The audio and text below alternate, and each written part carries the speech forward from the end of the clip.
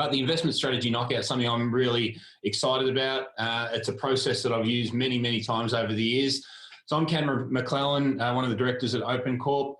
I find we've done a number of these webinars over the last 6 months, and a lot of the feedback we get is really that people are drowning information but are starved for knowledge.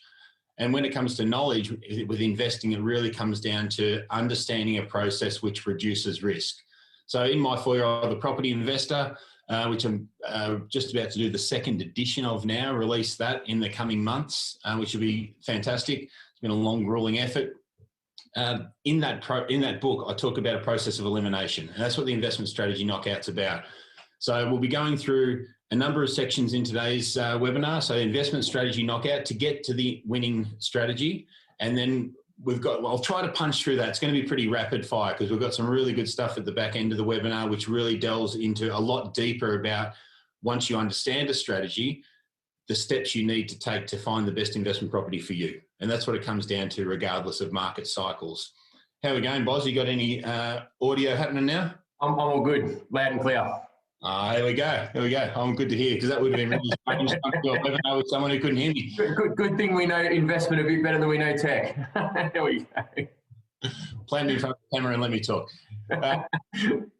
Look, based off the back of that, obviously the premise of today is really to try and stop you drowning in information and have that process so you have knowledge and have a strategy. But more importantly, we're trying to give you the skills to be able to do this going forward. And that's what this knockout round's about. I'll introduce Michael. Michael's a good friend of mine, long-term friend and business partner. He's the Director of Investment Services at OpenCorp. He's got a team, an investment advisory team and an acquisition team that work for him full-time. What I love about Michael, he takes a really educational approach to investing. He's not sensationalist, but the results that he and his team have provided clients, he himself has assisted clients to purchase over more than $600 million worth of property. So a serious property portfolio for his client base. But more importantly, I'll let him go through the results of that that portfolio versus the market. But Michael's built a really serious property portfolio himself for him and Beck. So they've set their own future up. So Michael, good to be back with you today, mate. We've got some good stuff to go through. I'm pretty excited about it. Yeah, 100%. I'd just like to, a couple of shout outs. We've been kind of taking it upon ourselves to keep everyone informed and educated, upskilling over the last 6 months or so while most people are working from home. So the first shout out is to all of our regular viewers that have been tuning in month to month. Thanks for the comments. It keeps us motivated, keeps us wanting to share all the information that we do with you. And really glad that it's helpful, and looking forward to sharing the next level of detail with you today around why we invest in the properties that we do, and then the process, the specific process that we apply to be able to get it right and beat the market. The second shout out is we've got quite a few existing clients on the session today. Also, great to see everyone on. It just goes to show, even though you're starting this journey, there's never too much to learn and be able to keep abreast of and do things a little bit better. So yeah, we're looking forward to it, mate. You were pretty modest there. You whipped over it, but you've done a bit more than just write a best-selling book. Cam has been director of companies that are 8 times on the BRW fast growth lists. So and been an experienced investor for 25 years. Give or take. So there's a fair bit of horsepower behind OpenCorp and the information that we are sharing with you today. We hope you get a lot out of it. We'll rip right into what we want to go through. Cam and I started our journey not only from learning from existing and experienced investors, but also back in the day going to a lot of property investment seminars.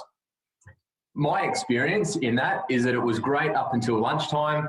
You come back from lunch, they shut the door, lock you in, you're not leaving until you sign something. So after a while, there was this kind of nagging feeling around what's the catch and when's it coming.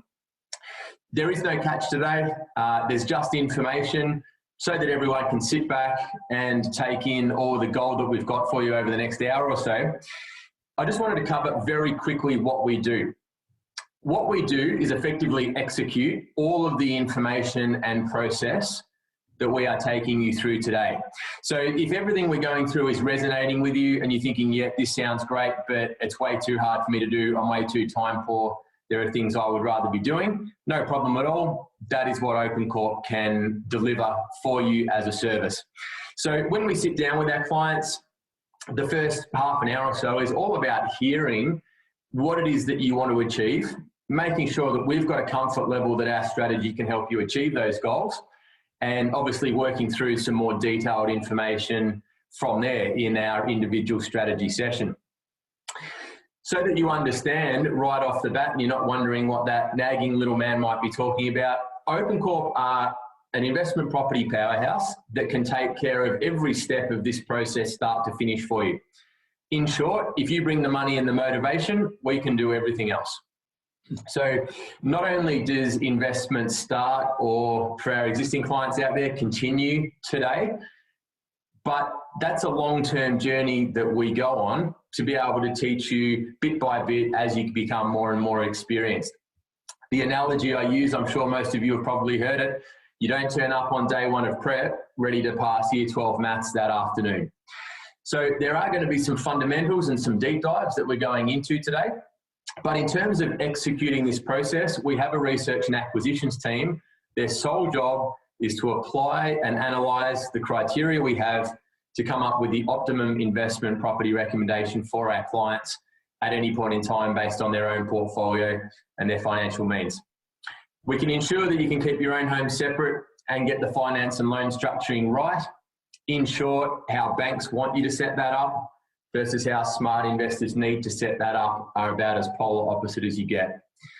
No one wants to be taking calls at 2 in the morning around pipes or toilets that are leaking. We've got a property management team in-house to do all of the ongoing tenant management for you. But really where I feel, and I'm sure Cam would agree, the value around what we can provide is to be that mentor and that hand holder, that partner in crime, if you like, the whole way along your wealth creation journey. Partner in success is probably a better term. Oh, there you go. Well, yeah, we're doing something that most of the Australian population don't, so maybe it is kind of, yeah, we'll call it. I'm digging there to kind of justify my analogy, but yes, all of that expertise to hold your hand long term. We manage it all. And while there isn't an opportunity, nor the purpose of today is to go into our service offering in detail, we are so confident in the strategy and the process we'll take you through. We provide guarantees and risk protections so that we're just putting our money where our mouth is, underlying that confidence we have. You have single points of contact, so you're not getting overwhelmed dealing with 10 different people. The relationship management is taken care of for you. And all of that ongoing support, whether it be our client nights, our family days, our webinars, all of that strategic portfolio management and individual client portfolio reviews are what we offer long-term to make sure that you are achieving your goals. Cam, this is always a personal favourite of yours. Yeah, I think and you get to deal with clients on a day-to-day basis every day. You and your team of investment consultants get to deal with people. I really enjoy the family days and the client nights. We've actually got a virtual client night, and I'm looking forward to catching up with our clients October. So, but these are the times. These are our clients, obviously, on this slide here, and some of the information days. We usually get to our family days around 500 families. And I never had that when I was a rookie investor. I had Steve, my mentor, and a couple of mates, and then met you later on. But to be able to bring 1,500 families together at different points through the year, so they can rub shoulders with like-minded people, share their stories, and the feedback I get from that, literally, it's very, very humble and very, very motivational for me. So yeah, I love these. Absolutely. So let's ring into really what we want to cover today. Before we get into the knockouts to start, those of you that have been hearing me talk for some time know that one of my major drivers in what I do and why my clients are successful is because they know what information to pay attention to and they know what information to filter out. Apologies to any journalists that are on the webinar today. Journalists are motivated to create headlines to sell papers and clicks.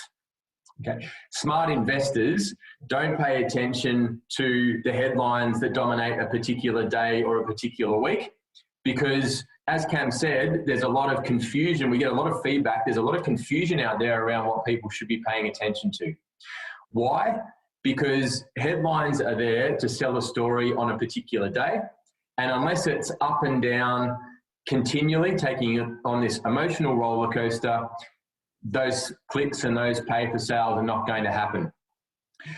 We came out at the very, very start of COVID through an educational video series to all of our clients, and we mapped out some key predictions that we had that we would see during COVID. Every single one of those has been hit, and even the worst case predictions that we had, those predictions haven't come true. The impact has been even less than what we thought, based on the last 6 months and what's have evolved.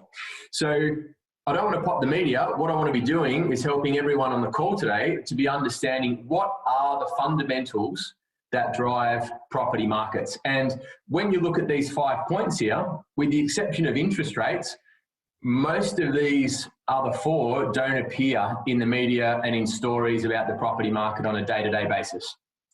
So interest rates, obviously a key one. Why it's key is because it comes down to affordability. The lower the interest rate, the less interest people are paying. The rent is not changing as a result. The investment properties are low cost to hold. Even though we are looking at a specific type of investment, and I won't blow the surprise just yet, we'll go through the knockout rounds first. The kind of properties that we are looking at are paying for themselves well and truly in today's market. Interest rates won't always be this low, but they are going to be this low for the foreseeable future. And we can tell that based on some core financial market indicators that we look at. The Reserve Bank have come out and affirmed so much. But really what it means is supply and demand. And there is more demand when interest rates are low because people's borrowing capacities are higher. So higher borrowing capacity means there are more buyers in the market. And that demand is not only driven by borrowing capacity and interest rates, but obviously population growth and overseas migration. Just a quick point on overseas migration. There's a lot of talk out there that Australia's property markets will be impacted because of the border closure that we've had for the last 6 months. What is not often reported, or hardly ever reported, is that the number of Australians returning to Australia as a result of COVID already in the last 6 months have exceeded our total overseas migration from last year. So we've actually had more net overseas migration in the last 6 months during COVID than what we've had in previous times. But the way that border closures are communicated in the mainstream media would suggest otherwise. The other part of that equation is supply. Development and building approvals help us understand how much supply is actually available and specifically where that supply is available. So if we can be in areas that are achieving above average population growth and demand, and be in areas that have below average levels of supply and importantly, future supply, then we're a long way towards getting that supply and demand equation right. Lending policies, I kind of covered that with interest rates. Again, more people that can borrow, the better it is for us. And government stimulus. I shared a couple of webinars ago exactly what the inflationary effect had been in stock markets in America as a result of all of the government stimulus post-GFC and compared that to the Australian stock market. The executive summary is that you can't inject hundreds of billions of dollars into an economy and not see an inflationary effect as a result. Two interesting things that have come out in the last week. Cam, I'll let you talk to the information from Aussie yesterday. Before you do, we had information from Westpac and their economist team with regards to growth predictions over the next 2 years. And safe to say, all of the major capital cities were being forecast by Westpac to grow by a minimum of 10% over the next 2 years. So I've lost count of the number of people that we've been talking to over the last few months that say to me, oh, Michael, I've been told by people just to maybe wait 6 months until things stabilise. that is the biggest mistake that you can make, because we're not trying to time markets perfectly. We are paying attention to these 5 fundamentals, all of which are very strong right now, and positioning ourselves to be in the market before that upswing occurs. Leading to that upswing and lending policies and demand, Cam, Aussie had some pretty interesting information that came out yesterday. Yeah, I think it's important, especially when you mentioned before about data and sensationalist headlines, and it's probably one thing that's a bugbear of mine. I get excited by being able to provide people clarity when it comes to investing, so they can make smart investment choices on their own. And I think that's basically been our philosophy from day one for the last 20 years, and the last 15 years from running OpenCorp. And I think one thing you mentioned before, if we talk about data, people look at data, and we've got an analytics team at OpenCorp, and all they do is study data. RP data is a fantastic one of the key sources, and you're very friendly with Tim Lawless, the head of research, Australasia there. But when people see a chart, that chart is not data. It's a representation of the data source, and it's manipulated to whatever mean the person who created it wants to show the data. And then the media grab whatever portion out of that they want to create their headline, which creates a good headline story. So people, if they're not getting to the core of the data, or have a team that can get to the core of the data to give them the information, then they're really getting a very biased view on whatever the person creating the data summary is. So some really high level, some things you can look at. There was one article this week, which you mentioned, that came out from Aussie Home Loans, which I thought was pretty interesting. In August, so just gone, they had their highest pre-approval month since 2014. And this year has been double the pre-approvals of 2018. So people are getting ready to enter the property market in droves the minute this thing blows over. What I've got for everyone here, and like I said, I love to provide valuable information. Something that we haven't talked about is a new book. Michael's been instrumental in writing it, that I've got coming out, called Investing in the New Normal. It's literally with the printers currently. It's been a grueling effort over the last couple of months. And I've got that as a free offering for everyone on the webinar. At the end of this, I'll provide a slide with an email address you can email through to get a copy before it goes to market. But Investing in the New Normal is a summary of information I started collating since 2001. So Steve, my investment mentor back then, I drilled him, and he's one of the board members of our company currently. We've got a number of grey-haired board members on our company. And what I did with those people early days, especially Steve, is really drilled back into him investing through the 87 takeaway and reinstatement of negative gearing. And through every major economic event since, I've documented and really broken it down for people so they can see what caused the event, what the fundamentals were for our economy and the property market during the event and post the event, so that people can get clarity when they're making decisions and trying to decipher through the headlines at the moment, and to really get pinpoint accuracy on what's going to happen to the property market at the back end of this scenario, and the next scenario that's going to come up, and the scenario after that that's going to come up. Because investing for 20 years, I've seen 8 or 10 major economic upheavals in that time, and Steve had seen a lot more before that. And so uncertainty becomes certainty once you can sift through and get to the data. So there's I'll give everyone a pre-release copy of that at the end of this, mate. We've got huge amounts of info, mate, so I'll talk all day, so keep me going. All right, the investment strategy knockout. Go for it. All right, the knockout rounds. This is the part I love. Like I said, this is going to be pretty rapid fire, because Michael's got some stuff we're going to go through today which we've never been through before, and it's the OpenCorp Market Watch. Property versus shares. Page 5 on your workbook. Each of these knockout rounds, we haven't put all of them in your workbook, so don't freak out if you don't see all of them in there, but we've given you enough space to write notes and take them. So property versus shares. Give us some of the big hitting items when you're comparing these two powerhouses coming together. All right, so property versus shares. I'd argue potentially that shares outperform property. Let's say that is the case for this argument. All right, so once again, we're going broad brush here. Let's say that shares beat property 10% growth on annual growth compared to property at 8%, just for argument's sake. So shares the winner, The reality is we don't invest dollar for dollar. And this is how I unhinged and the different amounts of information coming to me, and then formulated our investment strategy. So when we invest, we leverage and use other people's money, or OPM. It's really important you understand these processes when you're investing, because then you can take the raw information of shares at 10% and property at 8%. We look at four major things when you're comparing these two. So leverage and OPM.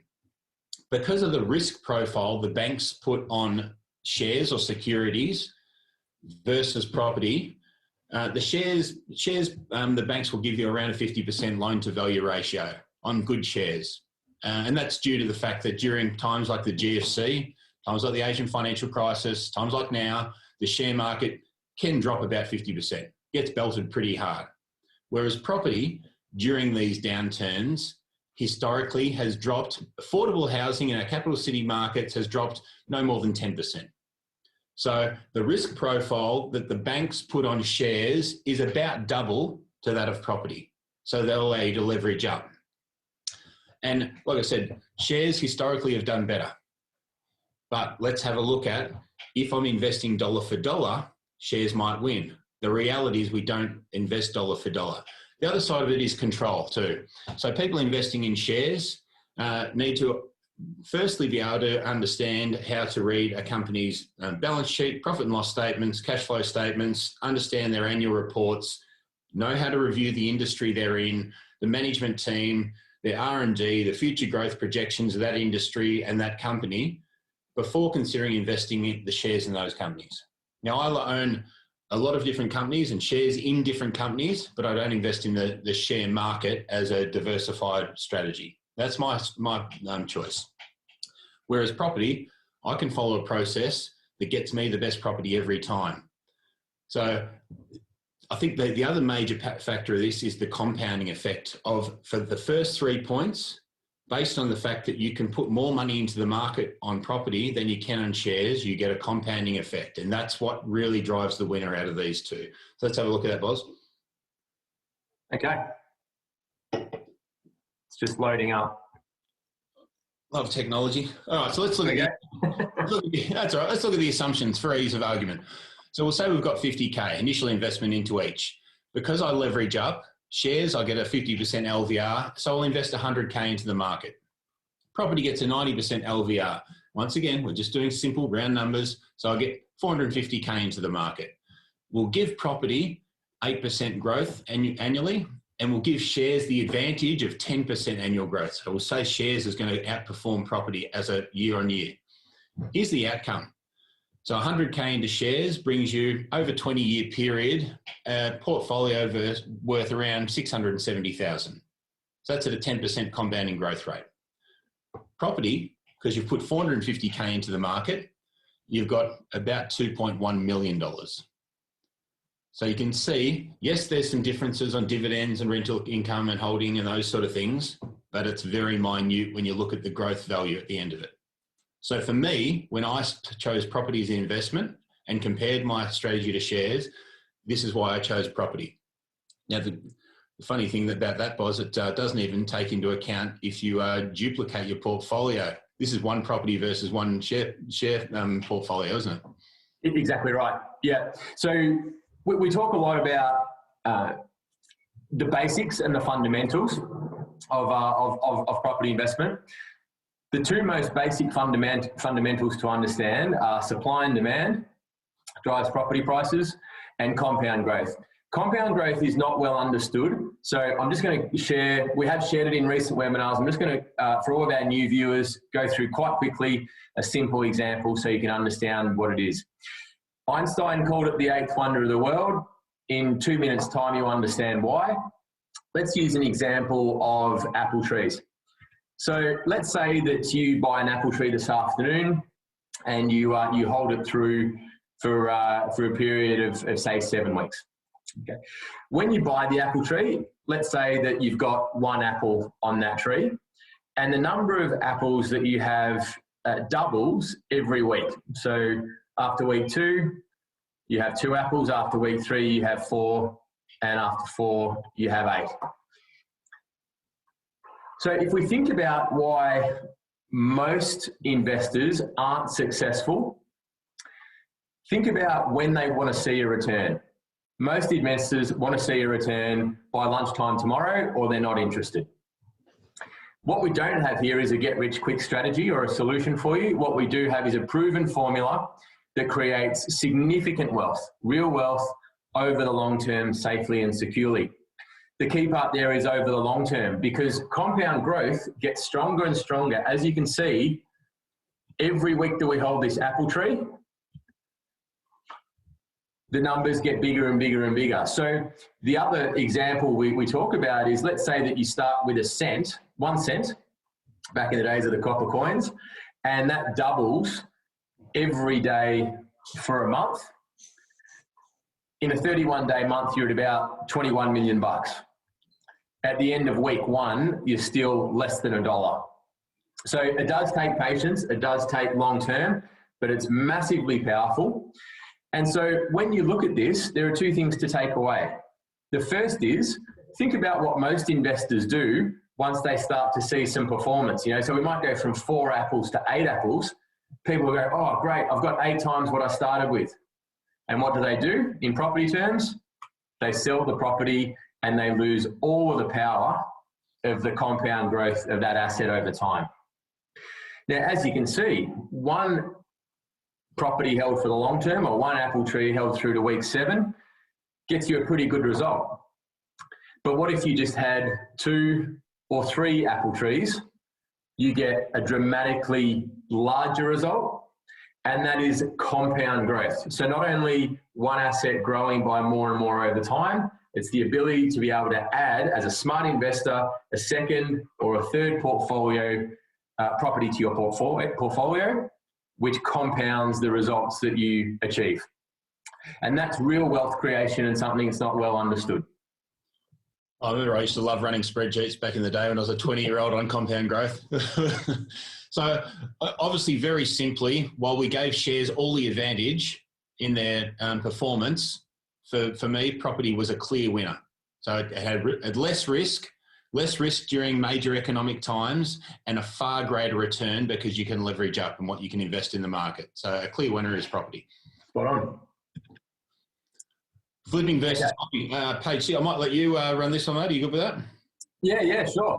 Look, and page 6 on your workbook. What we will say is we've tried to keep the workbook a manageable size for you. There's not a separate page for every single knockout. There's plenty of space for you to take notes, but the 3 major ones are in your workbook.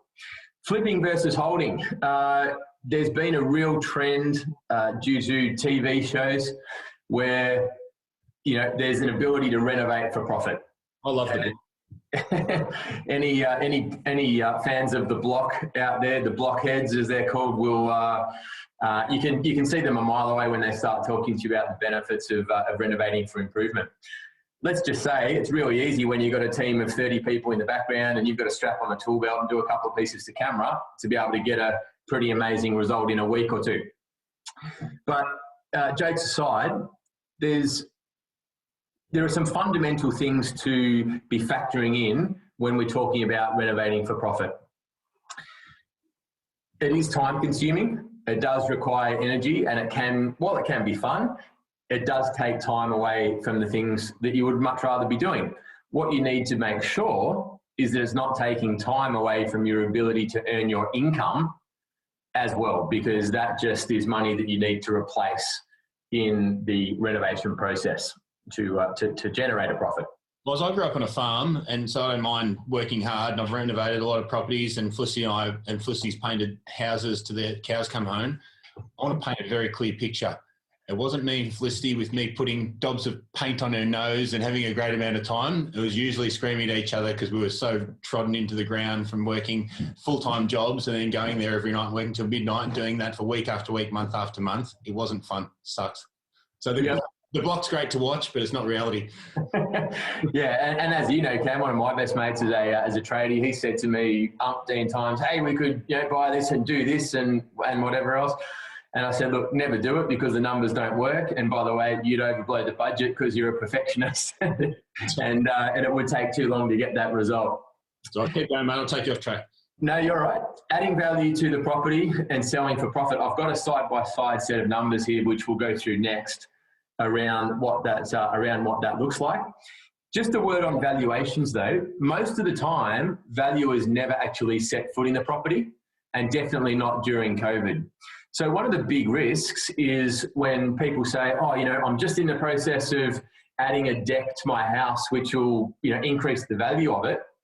It might increase the value if you were to sell it, but if you're not planning on moving from your own home and you're after a bank valuation on the property, you're actually going to be in a stronger borrowing position having 30K in cash and the house as is than spending the 30K on a deck that a valuer never sees.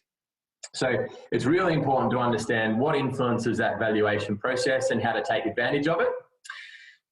Renovating for profit can definitely work in a rising market.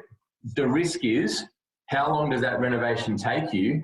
And what if the market conditions change from when you bought the property to when the renovation is finished and you're selling it?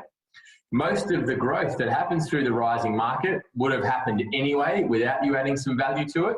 That's why we stopped doing it, because I realised the growth was happening anyway. Yeah, but like everything with investment, it comes down to doing the numbers. So let's have a look at some numbers just here, side by side on flipping and holding.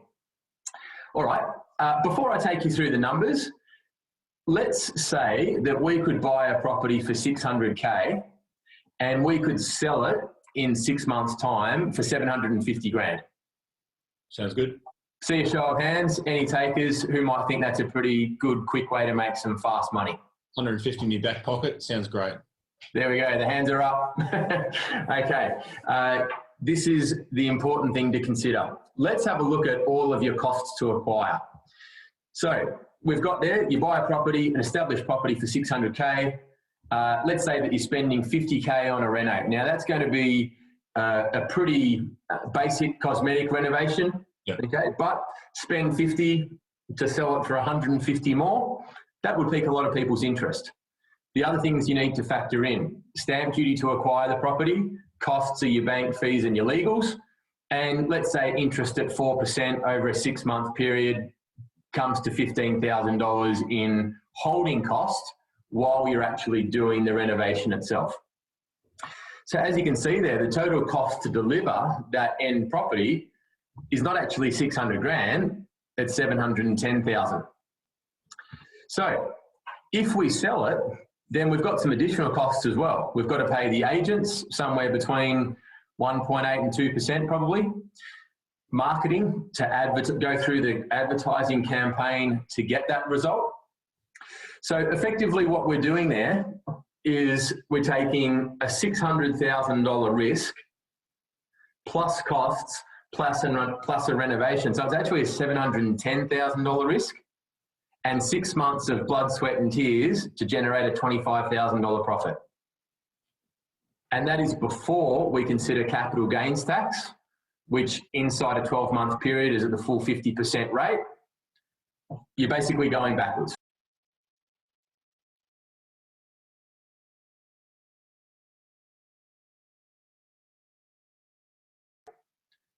You're basically going backwards. So the reason we take you through these numbers are so that you can consider all of the holding costs, because everything from stamp duty down is what people forget about when they run their fees. Okay. If we look at the nice, simple, lazy, put your feet up, let the market work for you alternative on the other side,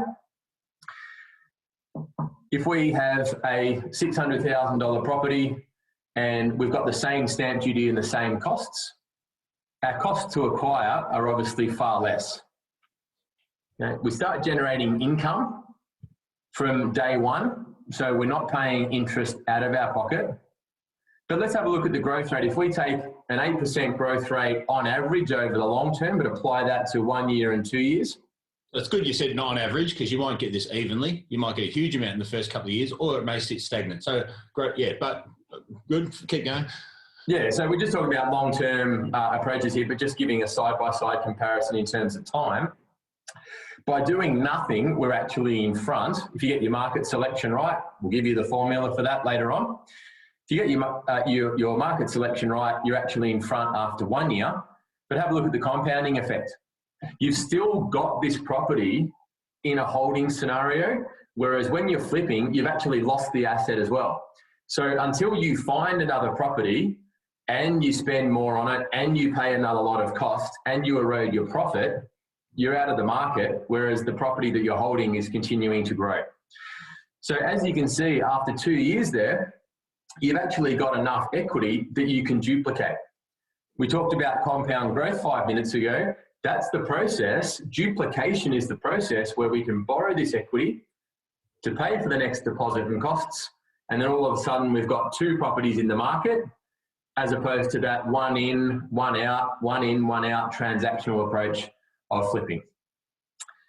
So some other considerations, just very quickly over and above the numbers. It's pretty clear from that. On the holding side, I've talked about compound growth potential already. On the flipping side, I talked about having to build in, we haven't budgeted in here any lost income on your salary due to the time required to do the renovation. So this is all after hours and on the weekend.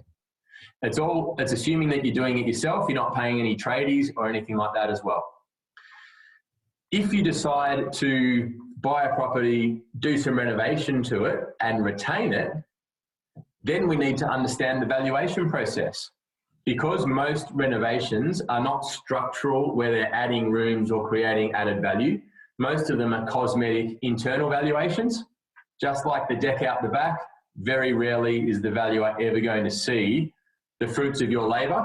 And so you don't, if you spend 50K on it, very rarely, unless the market has moved, do you get an improved valuation for your efforts. The other thing to bear in mind, you can only do these flipping projects yourself in the location that you live in, and far less the capital city that you live in, probably the suburb or within a couple of suburbs radius of where you live. Otherwise, it's just going to be too time consuming. So you are purely at the mercy of how that market is performing to be able to get any uplift while you're doing it as well. So there we have a side-by-side flipping versus holding. Take the lazy approach, buy and hold for the long term to get compound growth. The big hitters, the gigantuan, residential versus commercial. Here we go.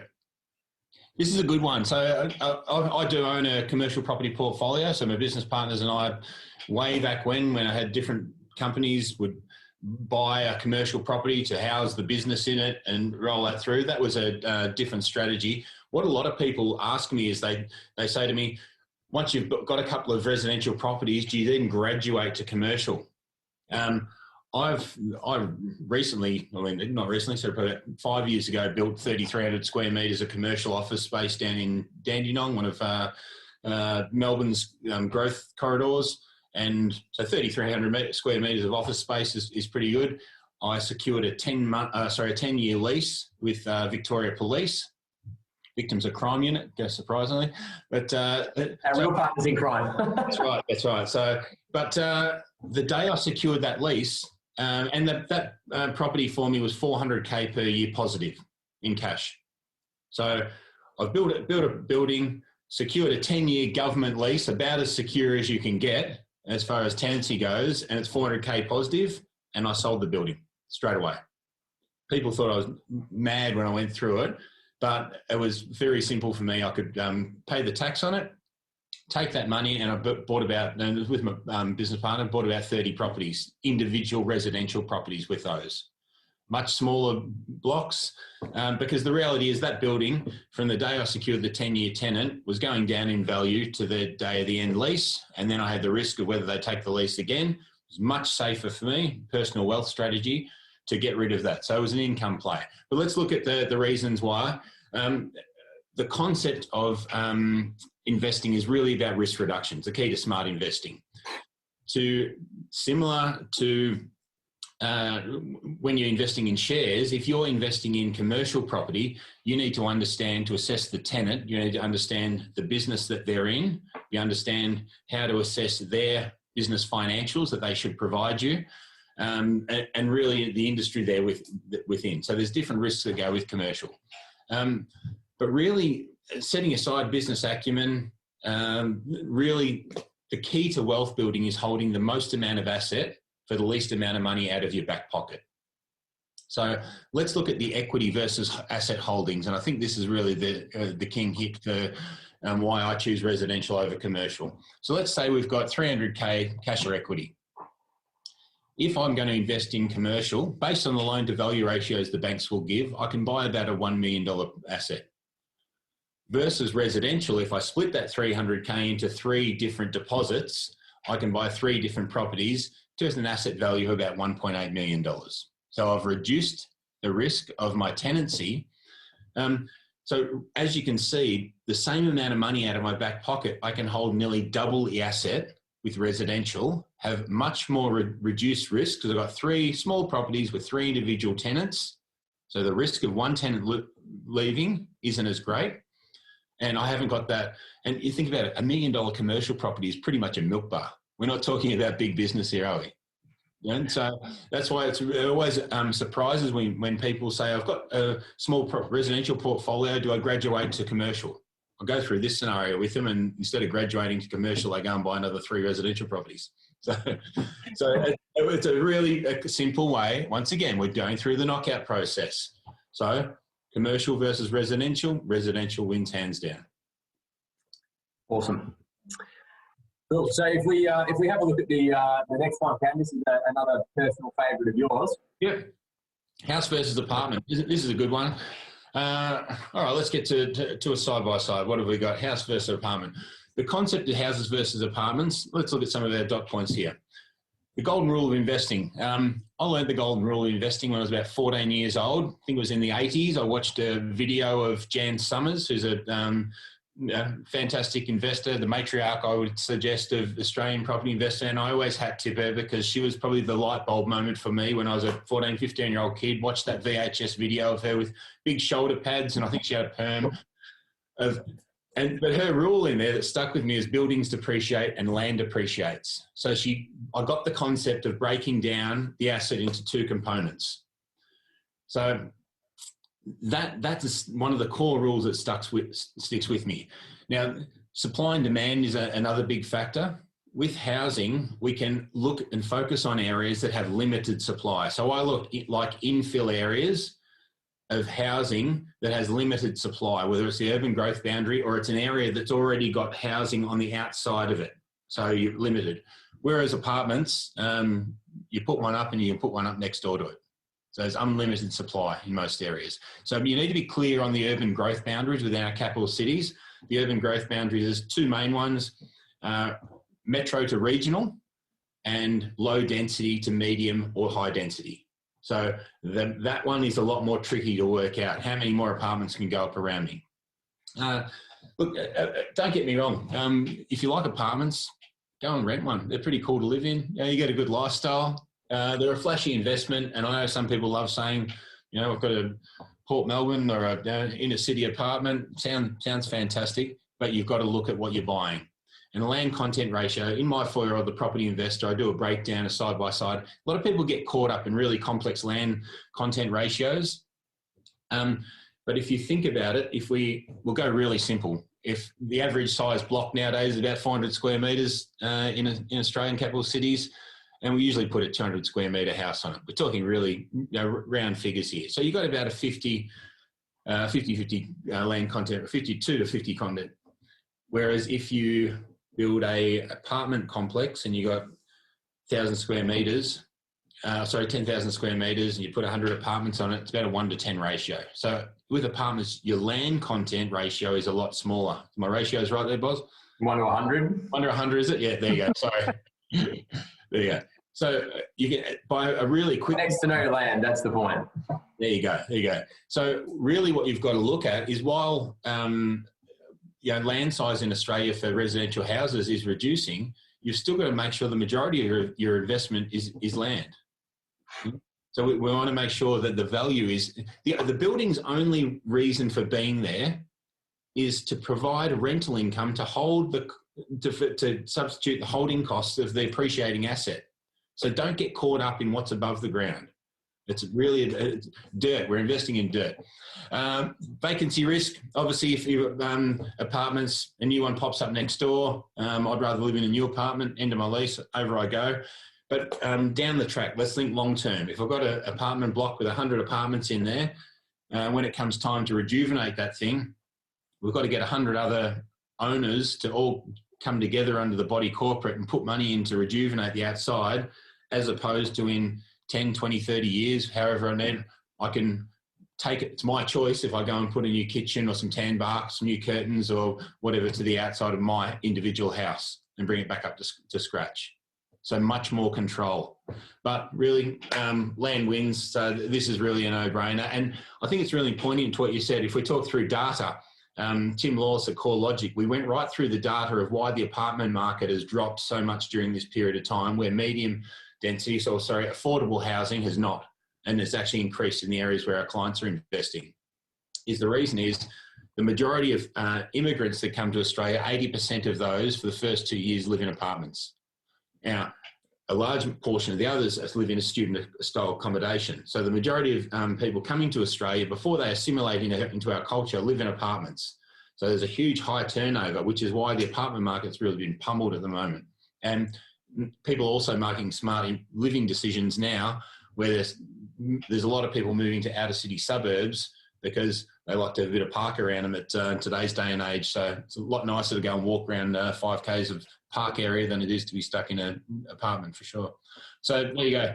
The one other thing I'd add to that, Cam, is you mentioned vacancy risk, but another point to consider there is if you look at an apartment tower, 85% of that is typically going to be rental. So as an investor, not only do we want to be limiting supply and demand to get growth, we also want to be mitigating our risk on vacancy.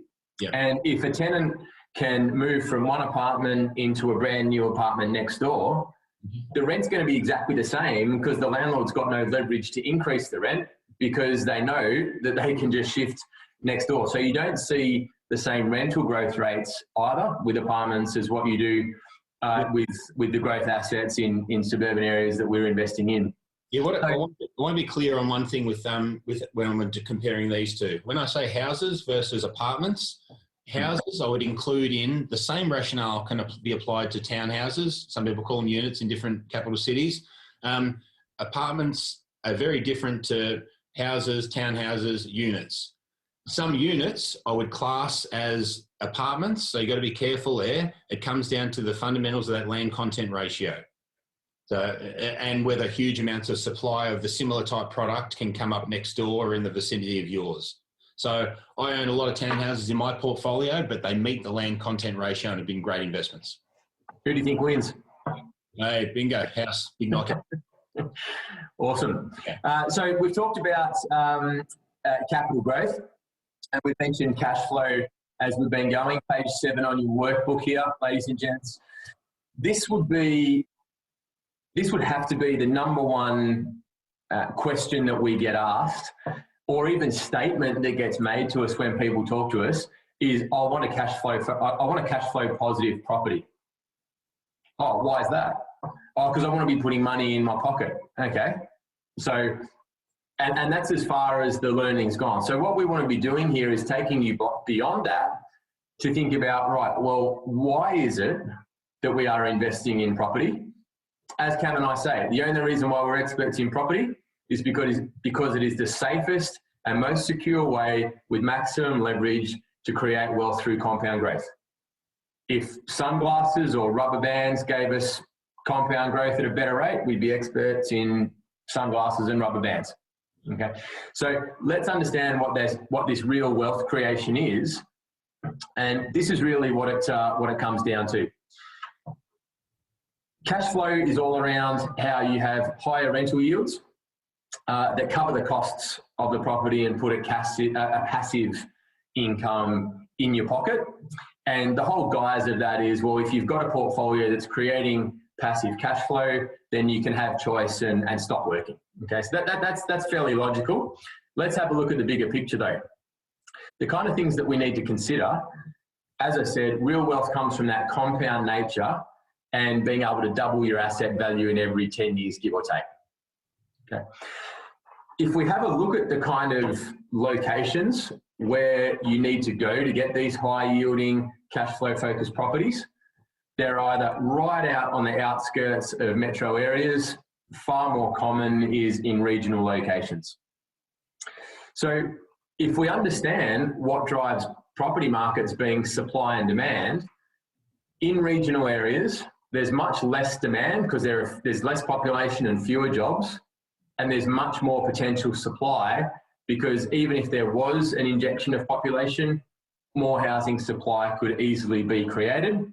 Much harder to do that in an existing suburb of a metro capital city. So what we see is we see less upwards pressure on prices. Therefore, it takes longer for that growth to occur. And if you're lucky, you get doubling every 15 years or so. With that said, we don't actually have to sacrifice cash flow just to get capital growth. A lot of investors think you do. Yeah, I prefer both. Give me both. Yeah, okay, here we go. So let's have a look at a typical type of cash flow focused property and scenario here. So let's say you buy something regional for 250 grand. It brings in $350 a week in rent. Your hold costs on the interest, property management rates, insurance, etc., round numbers 12,000. But the income coming in, that $350 per week, actually corresponds to $18,200 for the year. So what we've got there is a very cash flow positive position. What's often not considered though is you've got to pay tax on that money. So really what we're looking at is $4,200 in a positive cash flow scenario for an asset worth $250K. Not bad, $4,200 pay rise in terms of what you've got currently, and you've got an asset. There's a better way to do it. If we buy a capital growth focused property, yes, it's more expensive to buy, but we can offset part of that through the rent and having extra rental income coming in compared to the cash flow scenario in absolute terms. What it also means is that our holding costs are higher, but those holding costs, and especially if we're smart about the kind of capital growth focused property that we invest in, we can offset those extra holding costs and depreciation with tax benefits. So when we actually put them side by side after tax, and for our clients on the call, you know, the PIA documents that we put together that show the actual net cash flow position, that's exactly where these come from. We're actually less than $3,000 behind from a cash flow position on a capital growth focused property, but we've still got a property that pays for itself. Oh yeah, Michael, but I'm buying something that's $600,000 and that's a lot more risk. Is it? What are the risks? The risks are that you don't have a tenant and therefore have to be covering the mortgage 100% out of your pocket. Do you think there's more tenant demand in a capital city location surrounded by existing housing and close to jobs and amenity than what there is in a regional centre where the population is much smaller? It's all the lens that you put on these different parameters. Okay, so we're definitely not talking about a high-end blue chip capital growth focused property that might cost you 1.5 million, but only bring in $750 a week in rent. That would be a very, very different cash flow proposition. But remember that we want to be using capital growth to allow us to duplicate and be able to hold multiple properties in our portfolio over time. And the only reason we can do that is if the properties are low cost to hold as well, so that we're not impacting our lifestyle to be able to hold a handful of those properties. I'm seeing a few questions. Just as I should have said at the start, keep those questions coming through. We've got Q&A at the end. I can't just, due to the technology, I can't interrupt the screen sharing presentation here without throwing everything haywire. So I'm not ignoring you. We'll get to those at the end. Thanks for sending them through. So when we look at the other side of that, we've looked at the cash flow so far. Let's have a look at the real wealth creation. And this is where they're vastly different. So if we took a 4% capital growth rate long term, And I'll show you a 30-year side-by-side scenario straight after this. Then in 1 year, that $250,000 asset grows by 10 grand. Okay. After 10 years of achieving that capital growth rate, the asset has grown to $370,000. So where people come from with a cash flow strategy, and those that talk about a cash flow strategy, $4,200 here is not going to change your life in terms of being able to stop working. How many lots of $4,200 cash flow positive properties do you need to achieve your goal? Let's say that you want to retire on $100,000 of passive income. You're going to need about 20 of those properties to do it.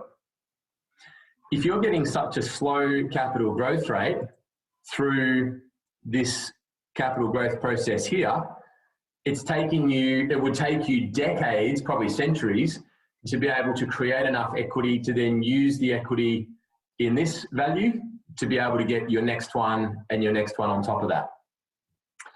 Whereas if we're just super conservative with a growth rate that we use here at 7%, you can see after 1 year, we're well and truly in front from a net wealth position, but far more exciting is the result after 10 years.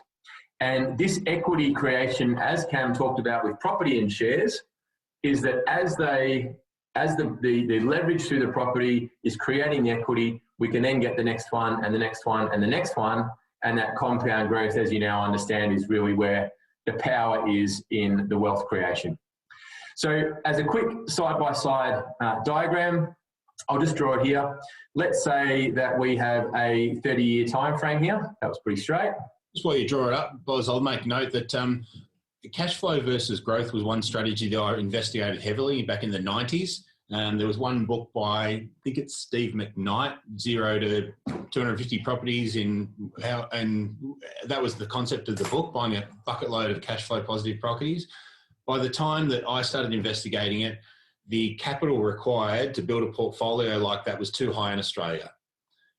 Steve McKnight came out about 10 years ago and made a public statement, which is on video, that says my strategy no longer works in Australia. You can't get enough capital to buy enough properties to supplement your income, which I was glad I worked it out for myself back before I started really building my portfolio. But it was really honourable, I think, of him to come out and say the information I provided was really valuable back in when I first wrote the book, but it's been superseded by the growth of the Australian property price. Yeah, and as you can see here, I've just made it round numbers to keep it really simple. Let's say that we had a $500,000 cash flow focused property and a $500,000 capital growth focused property, and the cash flow focused property doubles in value every 15 years. So you can see top line there is the cash flow. This is the cash flow one. So we've got 500 growing to $1 million in 15 years.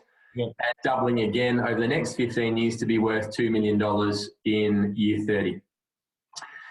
If we look at well-chosen capital growth focused property, long-term in Australia, it's doubled in value every 10 years, give or take, sometimes even slightly quicker. But keeping it round numbers, that means that we get to $1 million after 10 years. $1 million doubles to $2 million in 20 years and out to $4 million in 30 years. So again, when you can see and when you understand that real wealth creation is growth focused and compound growth focused, I'm sure we can put about $3,000 worth of cash flow difference in the pocket if we know that we're getting long-term millions of dollars worth of difference in wealth creation. Yeah, it's frustrating to me. Companies actually sell based on cash flow positive properties or negative gearing properties. And I think what they show is informative on a one property basis. Yeah. But it's not taking into it. Where we're coming from is tell us what you want to achieve and how do we implement a strategy to get you that result. One property is better than none. Don't get me wrong, the pension sucks and one property will be better than that. But in order to create real wealth, you need a process that you can duplicate and repeat. And what we're getting at here is cash flow has some real limitations around that. Yeah, so we're not saying that you have to sacrifice cash flow to get capital growth. We believe you can have both. Hopefully that's been helpful there.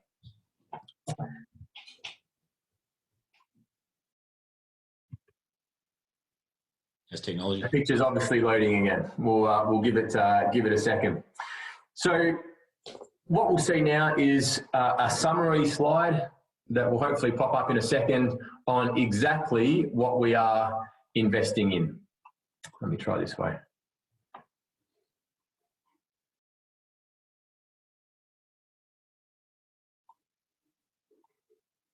There we go. And alrighty, Cam, do you want to run through the snapshot? Yeah, so in this scenario, like we said, we've rapid fired through a number of the key knockouts, but we buy property, we hold for the long term, it's residential, and it's houses, not apartments. They're growth focused for wealth building, but we also want property that is, at the moment, in today's interest rates, going to be cash flow positive from day one, but we want property that's going to grow not only in value, but it's going to grow in rental yield, so you get the best of both worlds is what we provide to clients. Cash flow positive focused properties. So you can see now from a very wide amount of different investment strategies, by using a process and knocking them out, you get to a really pointed end understanding of your strategy.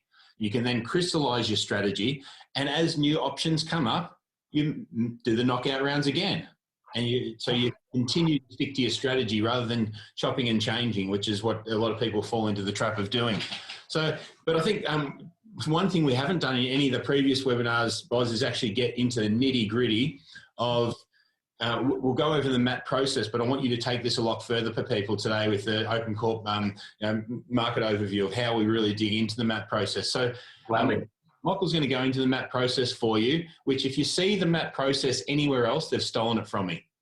This is a process we developed many decades ago now and documented it. That is a process of elimination. Obviously being successful in business, I'm successful in business because I can create process that gives me very measured outcomes. And I can put really good people in charge of delivering those outcomes. With property investing, it amazed me that people invest in property with no process in play.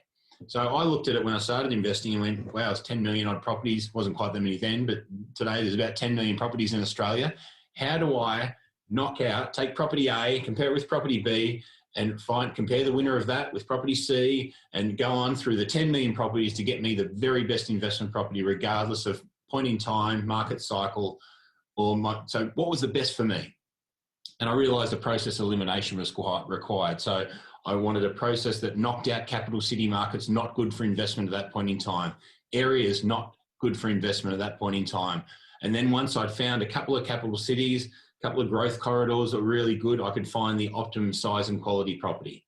So therefore, using that process every time, we can find the best property. And Michael will go through the results of that, of our clients, 1,500 odd families who have built portfolios. We took a summary to ASIC for one of our funds and compared every single property our clients have purchased versus 8 capital city markets, and the results will be very surprising for you. Do you want to go through the detail of the MAT process, Michael? Yeah, awesome. So this is really exciting because this is what I talk to, even though I'm a partner in the business, I still do the client-facing side because it's the part that I love. So again, shout out to all of my clients on the call. For those of you that have been through it, you'll know that we love sharing the detail around this MAT process. Normally in these webinars, we get to only touch on these key dot points as a summary of the kind of things that we're looking at when selecting the optimum investment. What is fundamental to understand is that, as Cam said, we developed the MAT process. Our investment strategy has not changed in over 20 years. So all the properties that I add to my own personal portfolio are residential houses, growth focused, good cash flow as well, mitigating risk, all of the things that we've been through in that knockout round, and all of them meet this MAT criteria. To the point where I've even got, some clients have got properties in the same street as my own. So today we get to do a deep dive. This is a snapshot of what we call it the investment profile. This is the report that our research and acquisitions team under the stewardship of our business partner, Matt Lewison. Now, if you don't know Matt, very quickly, Matt, I am biased because he's a good mate of mine. We played footy together 20 years ago. But Matt was running and when I say running, GM of the third biggest landholder in Australia, Peat Limited, in his mid-20s. So he knows a thing or two around land development and data and analytics. He's also a double degree in civil engineering and corporate finance. So we call him the propeller head. He runs the research and acquisitions team. Cheap shot when he's not here to defend himself. This is the data brief that our team put together on every single area that we are going into. Okay, so you can see 16 pages, extensive detail, and in the appointments where we're actually taking our clients through the property recommendation, this is everything that we share with them with some additional commentary. So we keep it manageable. 16 pages is the manageable part. There's some extra detail that we share around the map process to understand exactly what that means in reality and in context. So let's break it down. Just quickly, for people who have got My Four Other Property Investor, in there's a number of check sheets which take you through the process. What Michael's going to show you is the outcome of our team going through that process and what we provide to clients. So people who want to do it themselves, use the check sheets in there, but the depth is what Michael's going to show you and the outcome when our clients utilise our service. Yep. And what we've got here, when we're focusing on the capital city market, there are these 5 key things that we really focus on as the drivers. What I would like you to do, right, as I'm going through the detail on the 3 stages of the map process, is just be consistently thinking to yourself, how often do I hear about these things in what I read in the media? And pretty quickly, what you'll start to understand is that, as Cam said, a particular stat or a piece of data that can be put into a sensationalist headline is what you see in those forums, as opposed to full detail and data and analytics. Back in March, before COVID even happened, on a large scale, I interviewed Andrew Wilson. So Andrew is similar to Tim Lawless. Andrew is the chief economist of the Domain Group in Australia. You would have seen him quoted in various articles and news reports. Just to honour his title, Dr. Andrew Wilson, just to make sure. So yeah. Absolutely, pretty smart guy. Yeah. The key takeout, and we had him on that interview as one of our early webinars. One of the key takeouts that Andrew talked about is that Australia, the fundamentals of property in Australia were very strong pre-COVID. He talked about government investment. We talked about all these things that have unfolded over the last 6 months. And we were in agreement that we were going to see minimal impact to the median house prices, although different aspects of the property market would be influenced differently. We didn't have a crystal ball, but as Cam said, we've seen the indicators and we've been through a fair few downturns. So as I'm going through this, also think to yourself, if you were able to buy a property 35 years ago, would you have done it? I'm yet to meet someone that says no. What's important to remember is that in the last 35 years, it hasn't all been smooth sailing. We've seen a GFC, we've seen 3 years of really tough lending restrictions of late. We've seen September 11, we've seen the Asian financial crisis where international stock markets lost 60%, not 25% like they did here. We've seen the recession that we had to have, negative gearing going, negative gearing coming back, and so forth. This is why we focus on the fundamentals. I've talked about supply and demand in detail. That is why we focus only on the 4 major capital cities, the least amount of land supply, the most amount of people, because population growth is effectively demand, and population growth is fundamentally driven by 2 things, job creation and affordability. So what that means is we're looking at where governments are spending money on infrastructures to support this population growth because they know what their own strategy is, so they're spending accordingly to be able to cater for that population growth. And the reason why it's important to drill into the detail here is that one thing governments don't do well is plan ahead. So a lot of the infrastructure spend happens playing catch up after the population has arrived, and that means the demand has arrived as well. So we need to be understanding what the planning is as opposed to just waiting to see those infrastructure projects coming out of the ground. Affordability, very closely linked to the median house prices and specifically the cycles between the different capital cities. So I shared it a couple of webinars ago. Cam talked about a process of elimination. Sydney is not a capital city market that we would be investing in right now. Why? Because it saw a full growth cycle from 2013 to 2017. The median house price went up 94%. So safe to say, it's seen its growth, it's run its course on the cycle, and it's now the turn of other capital cities to go through their cycles. And we want to be positioned in those capital cities to see the uplift. So a lot of investors tend to chase get rich quick. It takes them 3 or 4 years of seeing growth to get comfortable to step in. That's problematic because most of the growth has already happened. Hence why they feel property doesn't work, because they're waiting 10 years to see another growth cycle. Net interstate migration is a key indicator that we look at. I could talk on this alone for about 20 minutes. I'll try and keep it succinct.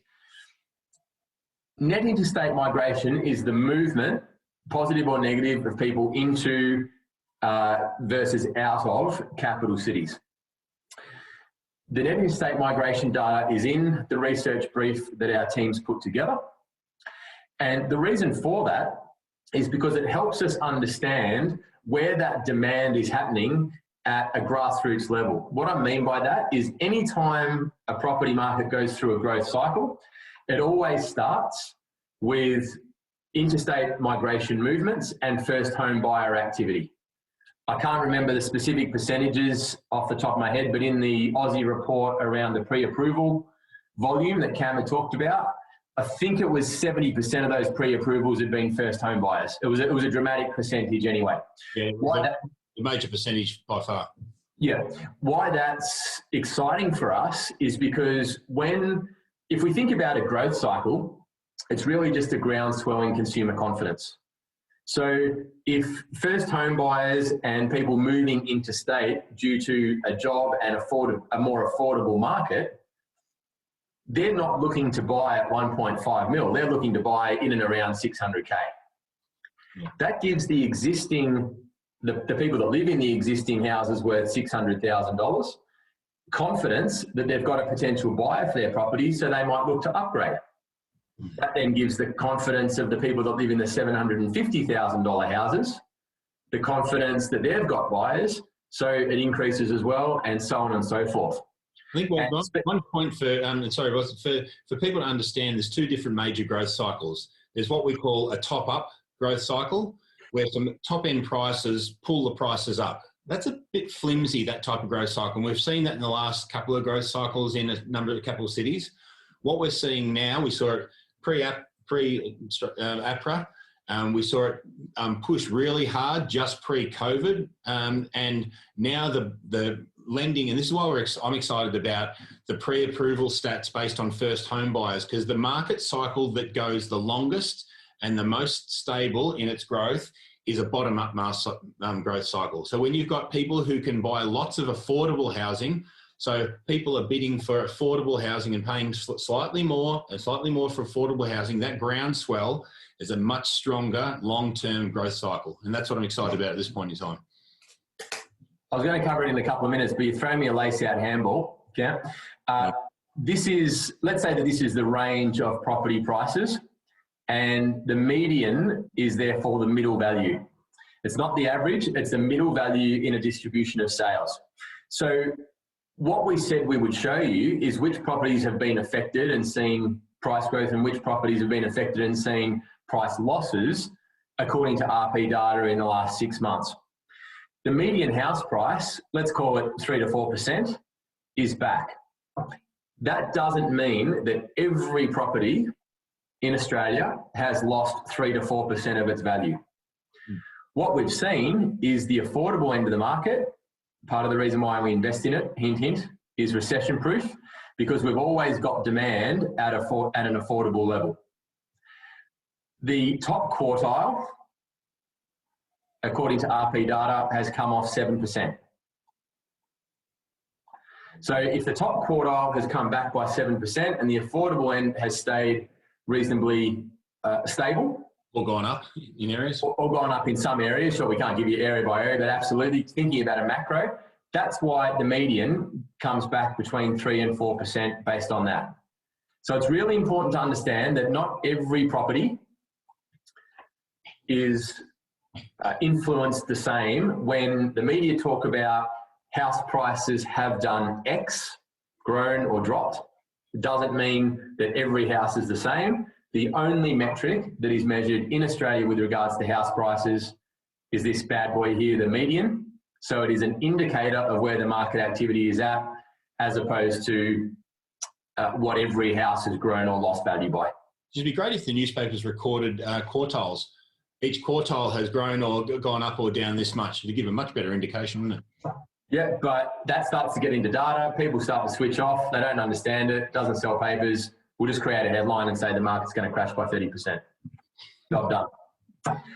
Okay, so that's the 5 key things that we're looking at as a deep dive from a market perspective.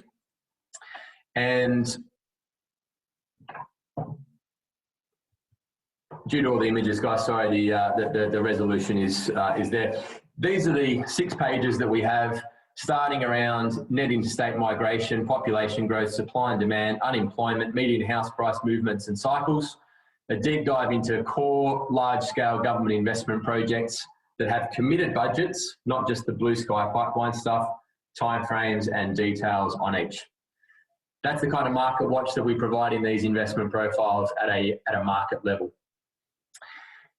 Let's jump down into the area. The area, as you saw on the summary slide, looks at exactly the same criteria first and foremost. And then we start to drill into some of the more local specific growth drivers that areas have around rental demand, vacancy rate and amenities.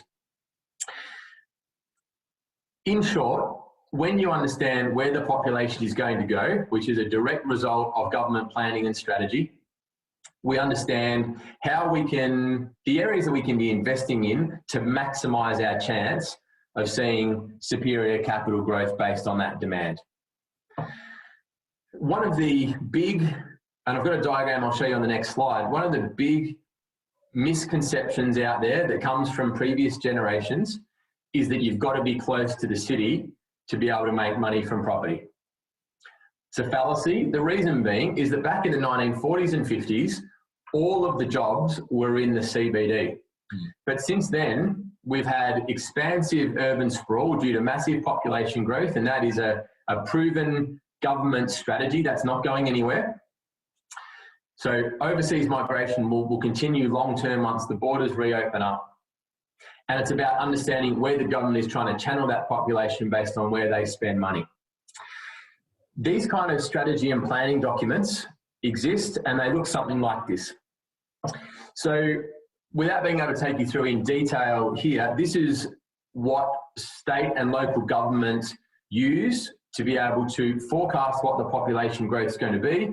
What do they need to invest in? What are the existing amenities? What are the future amenities required? How do they create local jobs in and around what are called principal activity centres? Okay, that was just to give you a snapshot. I'll come back to it. But effectively, what the government planning strategy investment is about, they can't do it equally to every square centimetre or square metre of the state, of the capital city. So what they're doing is they are picking these hubs. Think, if you're in Sydney, think Parramatta, Chatswood, etc. If you're in Melbourne, think about Ringwood, Dandenong, Epping, for example. These hubs or mini CBDs in the suburbs that are focal points of government infrastructure spend and jobs. I'll show you a couple of case studies later from different pockets, different distances from the city, very similar capital growth rates, again above average based on this understanding.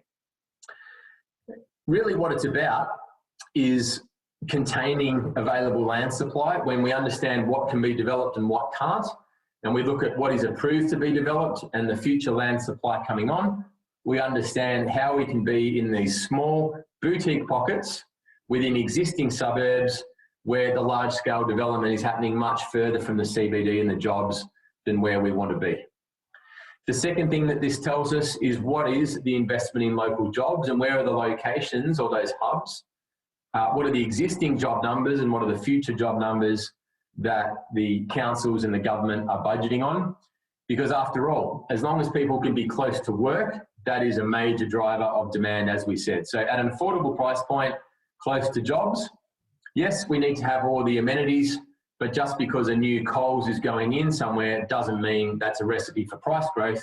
There are some larger core factors that we need to understand at a deeper level.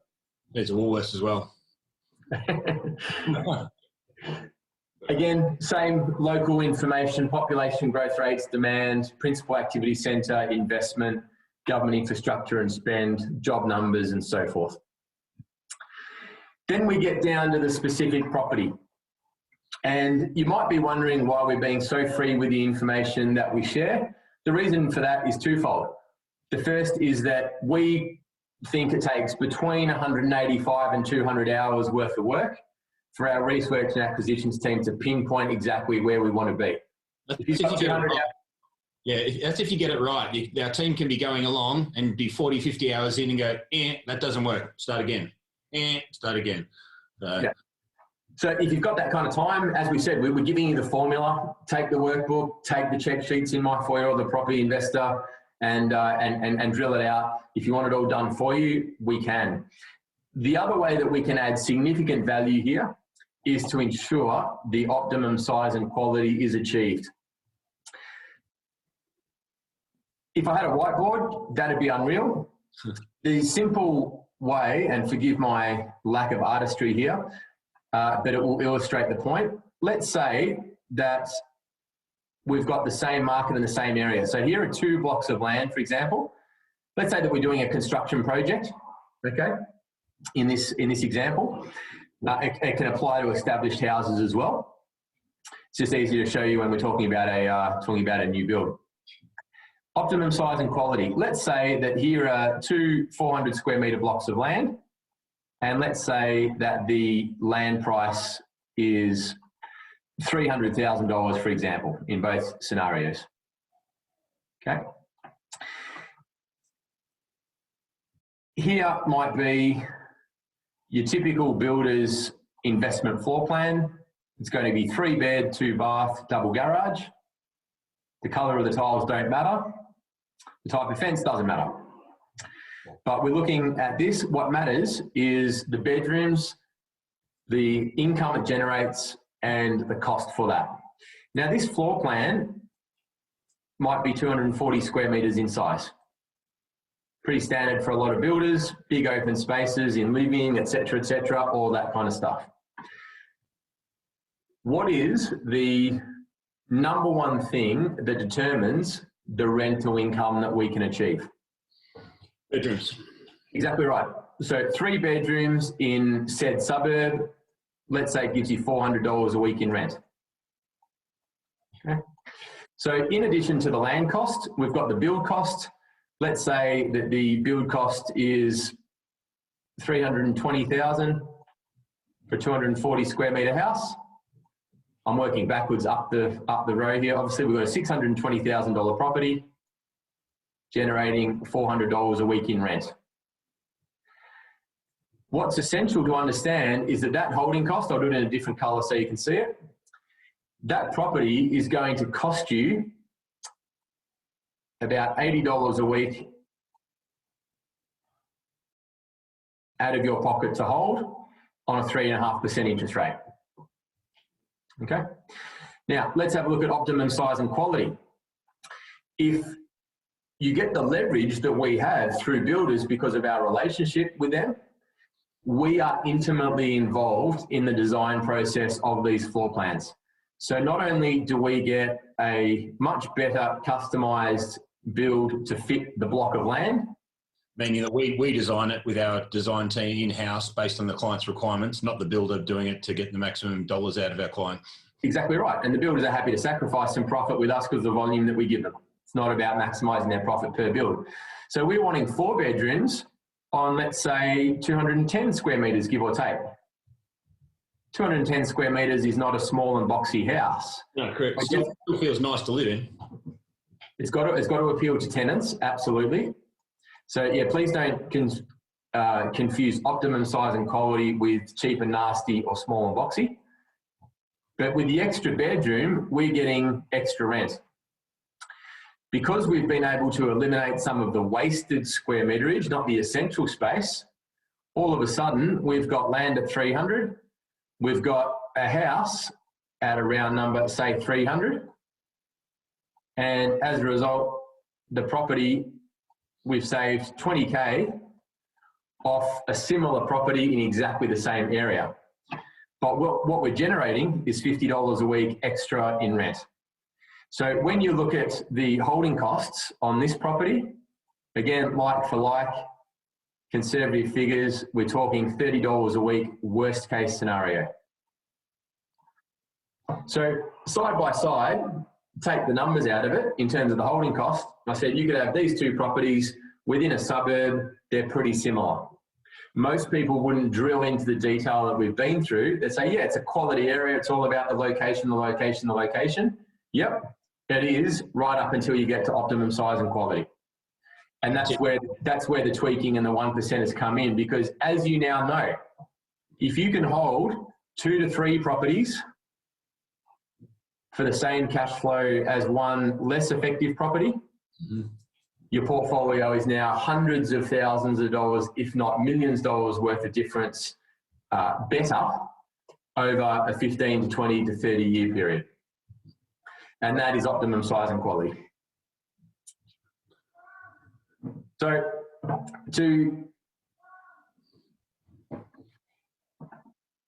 Lighting. These images are bringing me undone in the background.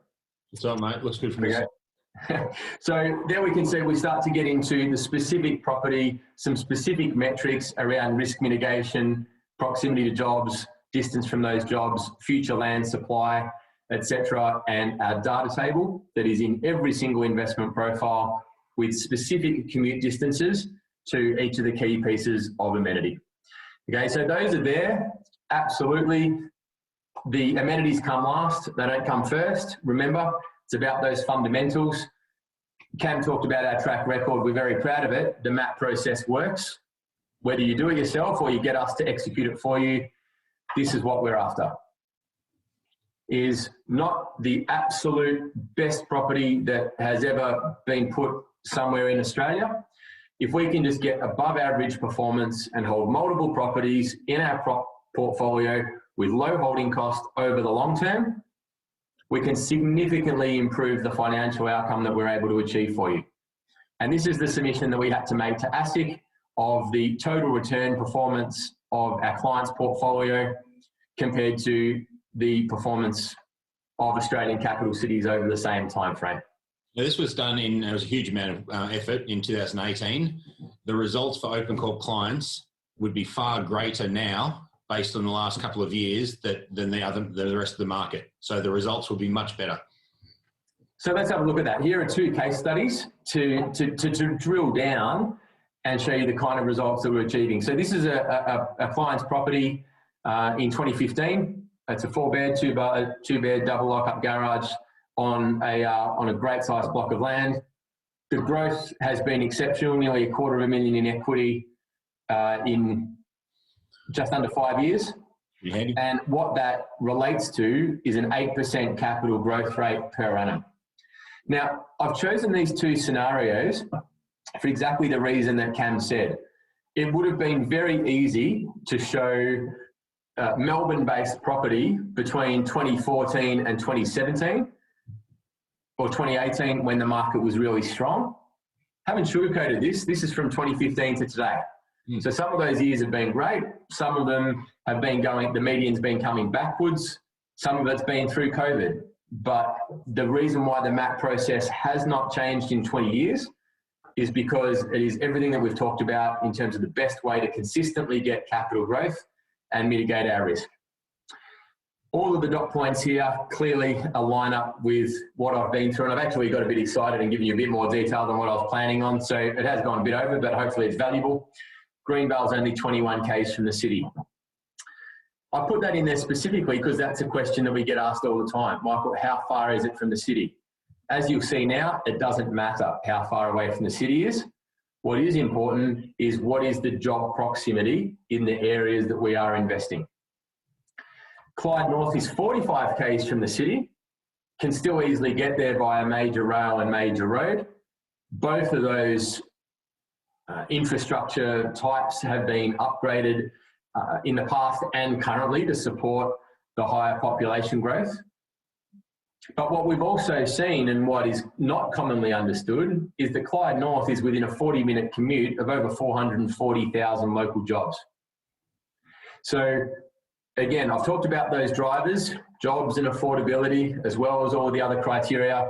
Again, a specific client example over the last 4 years where we've well and truly exceeded average capital growth based on a growth period, a flat period, a COVID period. Regardless, this is kind of what we're seeing in terms of client performance. But as you said, Michael, I know you've gone very broad brush on market area property here. Each one of those areas has far more in depth with that our team do, down to the point of inclusions, those sort of things. So yes, we do get into the depth of, and the inclusions and optimum size and quality is very different for different locations. That's what the point I just to drill home, which is why our clients get the beat the market through those areas. Exactly right. Yeah, good point, Cam. So there we have a deep dive at the next level down into our map process, specific criteria, what we provide, and all the DD that underpins that superior performance relative to the market. I know there's a number of questions coming through. Keep them coming through. Michael's going to go through each of those in details at the end. So keep piling through, guys. Appreciate it. Even though we go through all of this information, some people still digest it and then make common mistakes that most investors make. So we want to leave you today understanding what are those mistakes that you need to avoid. Don't go back to buying on emotion. Don't overcapitalize by buying something that you like as opposed to something that's all about the numbers. As I just showed you with optimum size and quality, $50 a week difference in holding cost might not seem like a big deal. Now you understand compound growth. I'm sure you can understand that it's a massive deal in terms of the portfolio it allows you to hold. Buying at auction, don't overpay. There's no sense in being prepared to pay more for a property than anyone else if you're trying to get an investment return. Yeah. Okay. Where do 70%, only 10% of Australians invest, 70% of those only have one property, and 68% of investors buy in the same location. And that same location is the suburb that they live in.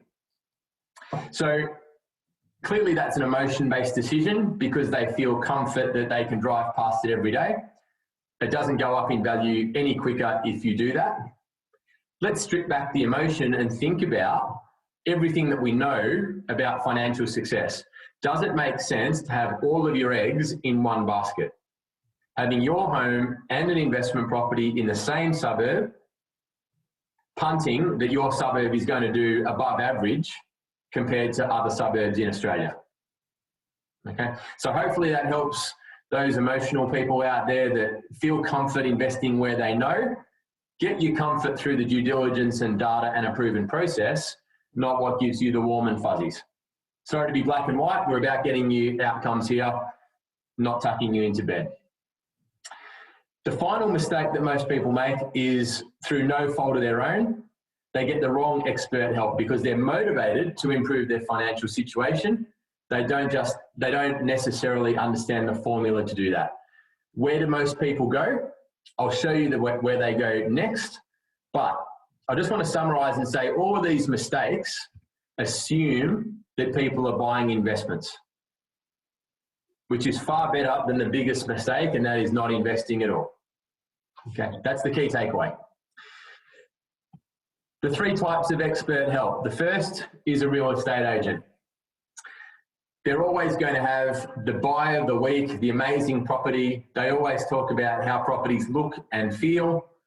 And then the customary sentence at the end of the ad is close to school, shops and public transport. The real estate agency process is mainly selling to owner occupiers, and that whole process is emotionally driven. A real estate agent is not going to say to you, hey, look, my suburb is not the best place to be buying right now. Maybe try the one 4 suburbs over. They want to get a transaction happening there. The next level down is around buyer's advocacy. Get a lot of exposure on programs like The Block and so forth. A buyer's advocate is responsible for managing a transaction for you. They charge you a fee for service, as do we. It's pretty similar. But the difference that you get is with a buyer's advocate, you actually have to tell them the kind of property that you want and typically the areas that you want it in. And then they try and negotiate on your behalf to create some value for you. Then you get investment property mentors like us, where we're not sacrificing our strategy to be able to be everything to everyone.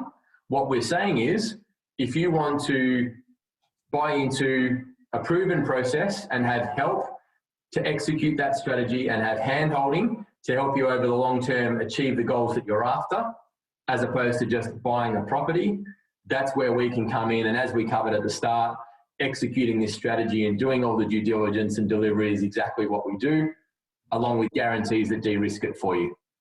I think 20 years ago, 25 years ago, Boz, when I started looking at investing, I couldn't understand why someone would go to a real estate agent. Back then, there was no such thing as a buyer's advocate. So there's real estate agents, and it amazed me that people would go to a real estate agent for any advice. And no disrespect to real estate agents, because they're they're needed to make that transaction happen in your primary place of residence. But I went and found an investment mentor, Steve, who I still use today. And that's when my friends and family started wanting to invest, and they started coming to us and having coffees. And I know you were similar, and which is obviously the birth of Open Corp in 2005 was incorporated. The rationale of why someone would go and take investment advice from someone who has never invested and built a strong portfolio just didn't make sense to me. It's the same when I started businesses. I went and found really strong business owners and utilised them as mentors over a period of time. So I reduced my risk and got me a better outcome. Yeah. I think the reason that that's happened, Cam, and this is feedback from people that I've met with over the journey, is, as I said, that they're motivated to get into property, and in their mind, a real estate agent deals with property. Yeah. That's exactly why accountants deal with money. So people go to accountants for financial advice. Accounting is not financial advice. Accountants don't apply the kind of concepts that they were taught and that they understand. They're primarily focused with tax and business structures. Yeah. So that's where these lines can get muddied, and why we talk about it's only fair if we're talking about what the vested interests being transactional of real estate agents and buyers advocates are, that we share our vested interest, and that is that our clients make money and get great service, so they come back and they get the next property through us and they tell people about who we want to be. So that's exactly how this process keeps us accountable. It's why we're proud of these results, because if our clients are growing and creating wealth, then we're growing as well. So the clear difference is real estate agents and buyers advocates are transactional to get you a property. Open Corp is not focused on the property. We're focused on getting you the outcome and applying a process to financially benefit you down the track. Exactly right. Acquiring a low cost to hold building block to be able to get you compound growth.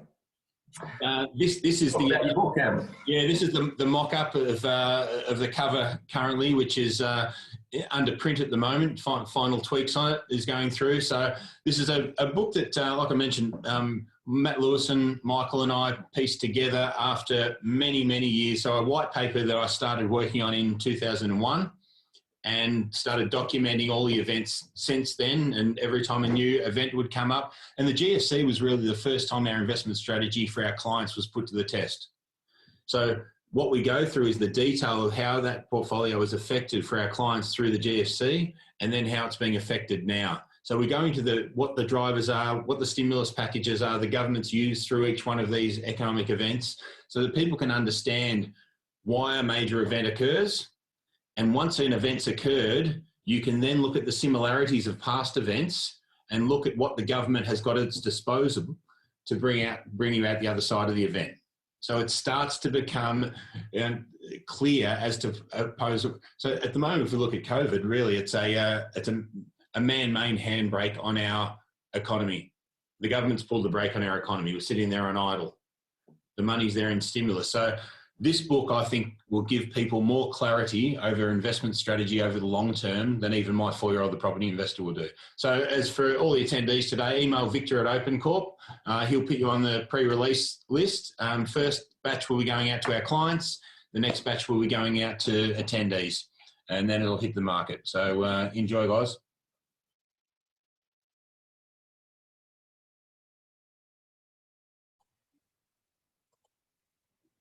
Welcome everyone. Michael Beresford here, live to take Q&A. Now, hope you enjoyed the presentation that Cam and I took you through, or the webinar, I should say. Obviously, a little longer than we expected, but hopefully plenty of juice in there for you, all around our MAP process in that next level of detail to share with you exactly the due diligence that we go through, along with the investment strategy knockout, to drill down and give you complete clarity on what you want to be investing in. Okay, so if we, I'll work through your questions here in the chat. Throw them in. I'll work through each of these. Hi, Susan. Do we have experience with investing in disability housing? It must be a bit of a trend, because I've been asked this question probably 3 or 4 times over the last month. We have looked at a range of different investment types. We're always critiquing the MAP process, but we keep coming back to the fundamentals on why it's effective. So from what I know about disability housing, which is nowhere near in depth as our typical strategy, the kind of things that you need to, I guess the pros of it are that the cash flow can be really strong. Some of the risk mitigation you need to look at. So what if there isn't a particular type of tenant that suits a certain type of criteria that property is relevant for? Just be very careful. Yes, the depreciation claims can be great, but the build costs can be very expensive to allow the fit outs required to cater for the needs of the tenants or potential tenants that will be in the property. If there are companies that are helping with you, just try to get full transparency on fee structure, because quite often there are some hidden fees that you need to kind of be aware of. I don't want to be negative, just giving you the heads up.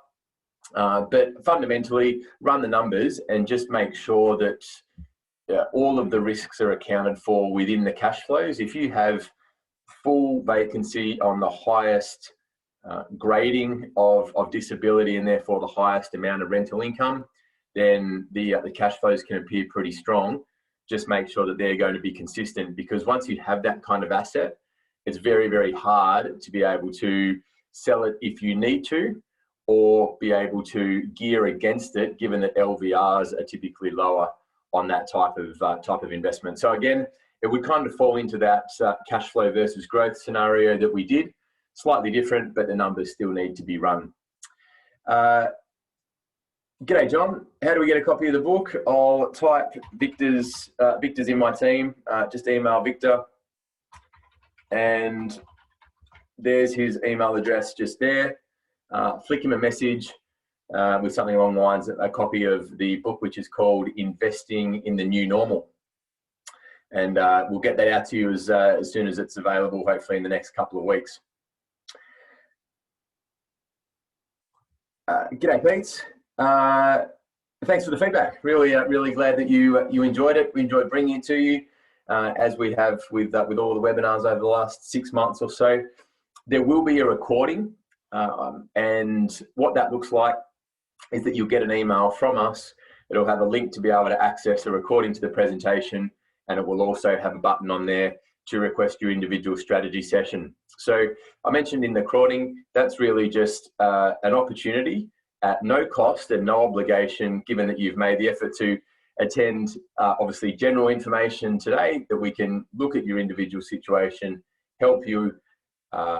You can help us understand what you want to achieve, and we can give you some feedback on how we see our strategy being able to help and get you there, just to make sure we've got complete alignment before we're even starting to look at properties, which would come after that. In terms of the fees that we charge a one-off fee for service. As we said, all of that ongoing strategic portfolio management that we provide, our client nights, our family days, etc. All of that is free of charge. You only pay when you buy. There's about a 20-minute explanation of all the things that are included in it, but the executive summary is 2.5% of the purchase price, including GST. That does drop down to a lower amount of 1.8%, including GST, for your subsequent purchases. And it includes a whole range of risk protections and inclusions based on the risks of investing. We're just putting our money where our mouth is. So one of those things is that we provide a guaranteed rental income. Typically, it's for a 12-month period from the first lease. That's now in place for a period of 5 years. As we talked about through the content with the webinar, we know how to mitigate risk. Vacancy rates get a lot of media time, especially with high-rises apartments. Suburban family houses are very, very different. So we're not providing discounts. We will, our fee includes certain cost items that you would have to pay for yourself if you were doing it yourself. We've had our fee assessed for tax deductibility, and a chunk of it is tax deductible. So when we do the full breakdown for you one-on-one, you'll see pretty quickly how we always say to our clients that we'll be able to create enough value to cover the cost of our fee, which is what we aim to do. The extended guaranteed income period that I just talked about hasn't come with an increase in the fee or anything like that. Our fee structure has been consistent. We're just adding a bit more value and a bit more protection, a bit more peace of mind for our clients, again, based on all the things that we've written about in the new book, Investing in the New Normal. John, g'day again. The best way to find information regarding government infrastructure and job creation. So there are numerous sources. Town planners can speak with regards to council strategy and exactly what they're looking to do, and the planning strategy that they're implementing locally.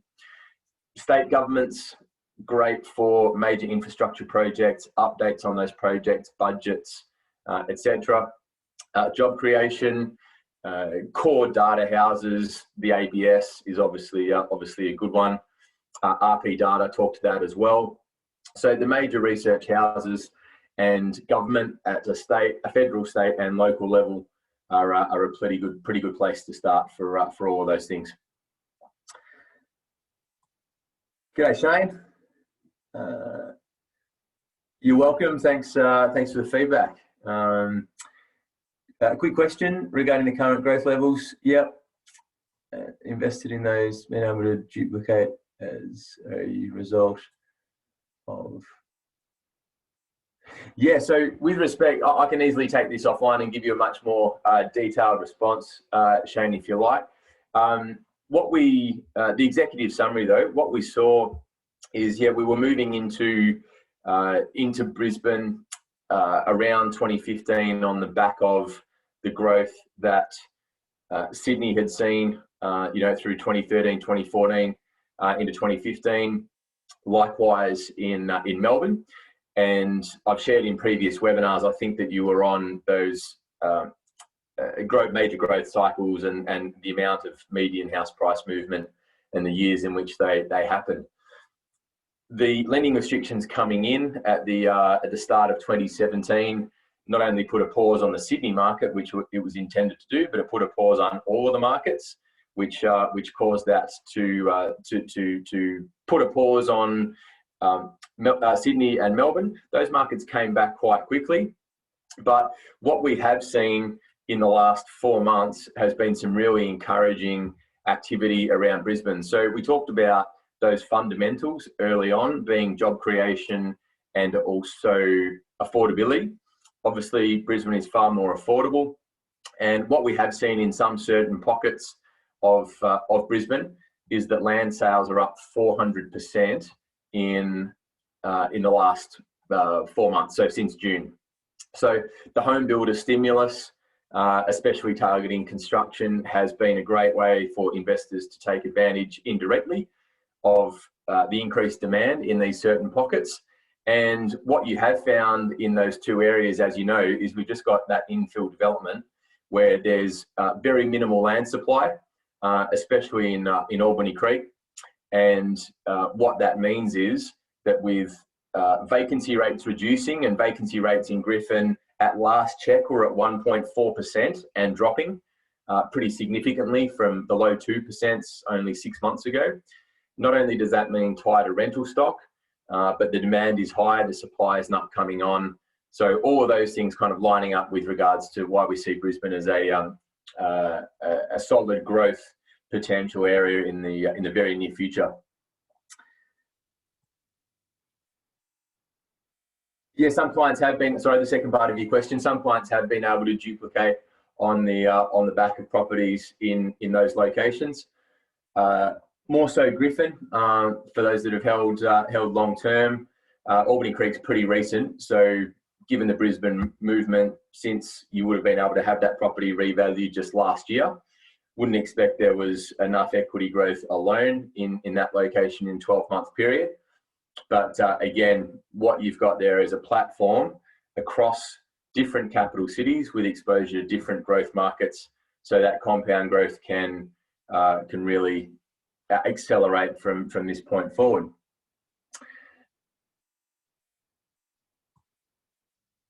Hey Mindy, some of Clyde's land, there is not a scarcity, there seems to be constant land being released and developers are holding.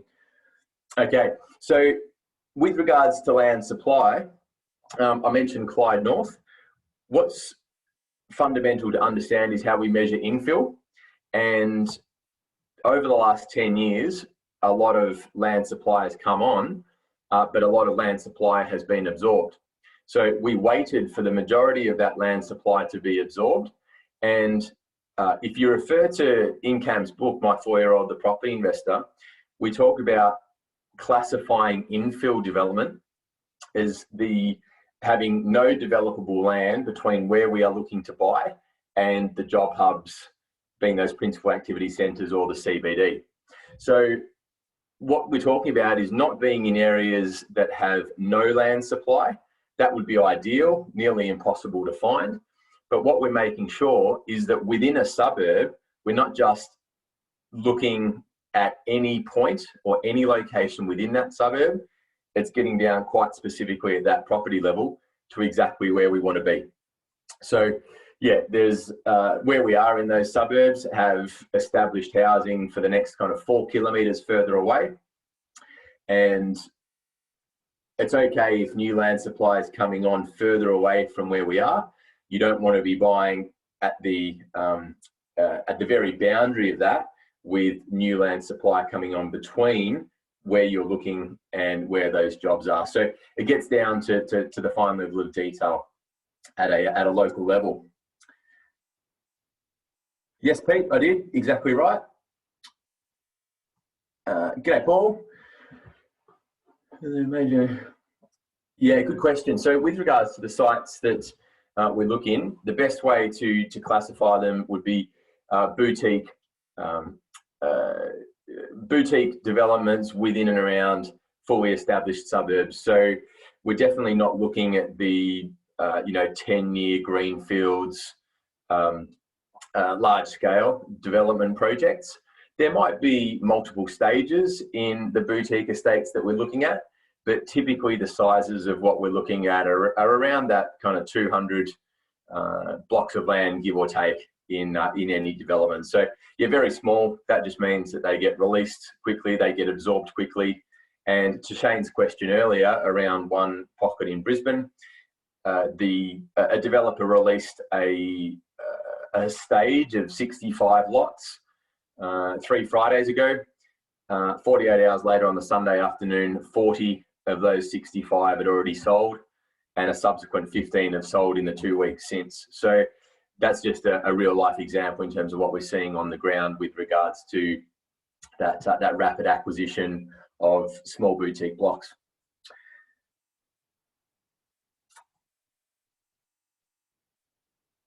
Yeah, good question, John. So look, in our experience, both personally and with clients, everyone's situation will be slightly different.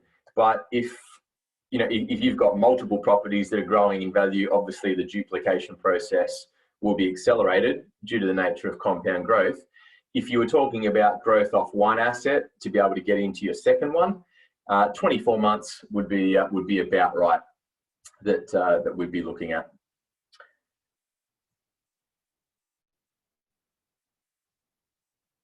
Good question, Rodrigo. So our strategy is effectively looking at 3 key things when making a recommendation for each particular client.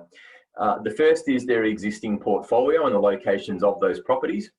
Second is their borrowing capacity. Third is their available cash flow. As we talked about, the available cash flow is almost redundant given where interest rates are at the moment, because virtually every property is going to be cash flow positive. If not, absolute worst case, $50 a week to hold, and I'm just used to doing everything on conservative numbers, so there's definitely some fat in that. But the reason we make it conservative, if you haven't got $50 a week, you probably shouldn't be doing it anyway. So our strategy is around looking at how many properties you need to be acquiring, in what time frame to be able to achieve the goal that you've got, and definitely having some spread around those properties. What we're not doing though is just giving ourselves spread for the sake of having spread. So for example, Sydney makes no sense right now for the reasons I went through when we were going through the map process. So if you had some investments in Melbourne and Brisbane and maybe Perth at the moment, we wouldn't just go and buy into Sydney because it's the only one that you haven't got. It would make far more sense to be investing in the best location at any point in time. Because while our strategy is not get rich quick, if you can see some capital growth sooner rather than later, then it just allows you to be able to duplicate the process a bit more quickly. And something that a client gave me some feedback on just this morning, which I'll share, is to Shane's question, it's really important to maximize your compound growth outcome that you're buying whenever you can using the equity that is available. What I mean by that is, let's say that you need 3 investment properties in your portfolio over a 15-year period.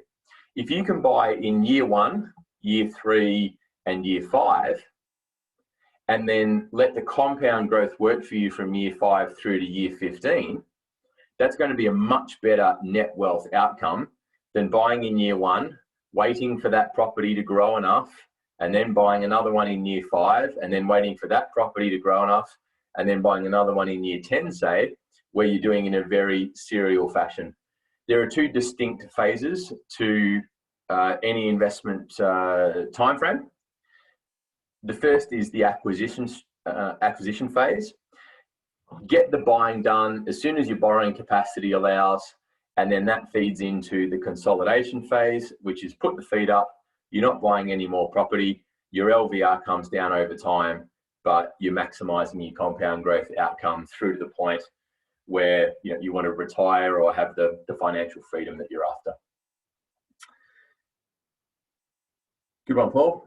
Hey, William. Probably 600. Yes, absolutely. Firstly, I'd like to say well done on what you've done so far. 3 investment properties in your portfolio puts you in less than 1% of the Australian population. So well done on that. 600K is a good price point to be looking at, and I would definitely be looking at some spread, depending on your. We think Brisbane is slightly ahead of Perth in terms of the cycle, but depending on your, but there are key indicators in Perth specifically that are trending in a very positive fashion. There's also a rapid increase in construction activity and jobs in WA. There are a lot of extra incentives that are available, both for first home buyers and investors in some cases. So I couldn't tell you specifically where without looking at your individual situation. Click on the button in the email that you'll get from us to explore that with my team. But fundamentally, getting some spread outside of Melbourne would be smart, and the best location would be determined by your borrowing capacity and what assistance you might need with regards to deposit, if any. Hey Sandra, what about new versus old? Yeah, so without doubt, new is better. The newer the better. The reason being, there are 5 key reasons. What we want any property to be doing is only 2 things. Number 1 is growing in value. Number 2 is bringing in cash flow. So as we went through, the focus has to be on capital growth. But if we can maximize our rental income and we can maximize the tax benefits, that just means that we minimize our holding cost out of pocket. As I went through with the example with optimum size and quality, new allows us, especially if we're constructing, allows us to be able to be involved in that design process to optimize the floor plan and the specs to fit any particular area. The 4th benefit of actually going through build brand new is that you get stamp duty savings because you're only paying stamp duty on the land. But most importantly, as I'm sure you've got a takeaway from today, it's about keeping as much money in your pocket to be able to hold multiple properties safely and securely. So the last thing that you want to be doing is spending excess money on maintenance. And old properties can be really nice. Emotional investors fall for them every day of the week, but they can be very expensive to maintain. And the big problem is that you can't increase rent just to pay for maintenance. That's money that the landlord just has to factor in. So yeah, there are definite advantages and several advantages to going down the new path. I haven't got time to break it down for you in detail right now, but safe to say there are big differences in costs between settling on land and then going through a build process, as opposed to buying a brand new house complete. There are a lot of extra hidden costs in that. So part of what we help with is we break that down for you. We put some guarantees and protections in place if we are doing construction to be able to mitigate the risks associated with that. And obviously we're managing the whole process for you, as we said several times, so you haven't got the headaches there. 600K give or take, Paul. Yeah, exactly right. Maybe slightly higher in Melbourne, depending on the pockets that we're in. Yeah, John, no problem. I'll give you some free tips because it's very hard to get the optimum size and quality without it. What I'd recommend, I'll give you 3 corridors because there are more suburbs than just one. Have a look at the northern corridor between 21 to 23 Ks from Brisbane CBD north. Look at the southeast eastern corridor. You've got some natural barriers to urban sprawl with water and the national park, and southern corridor within the Brisbane City Council area. Definite focus area to consider. You just bought in Boondall. Nice, good spot. Well done.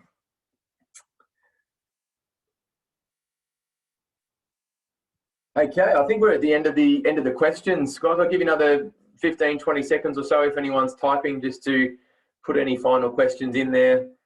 Otherwise, we'll wrap up. Any last takers?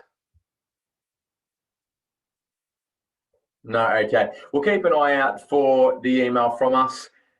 Again, that will have not only a recording to tonight's webinar in there, it will also have a button to click to request an individual strategy session with one of my team, no cost and no obligation, obviously, to look at your individual situation and answer a lot of these kinds of questions that those of you out there with existing portfolios have got, and we can share some even more detail around exactly what we do, exactly how we help you, and how we risk mitigate the whole exercise based on our experience.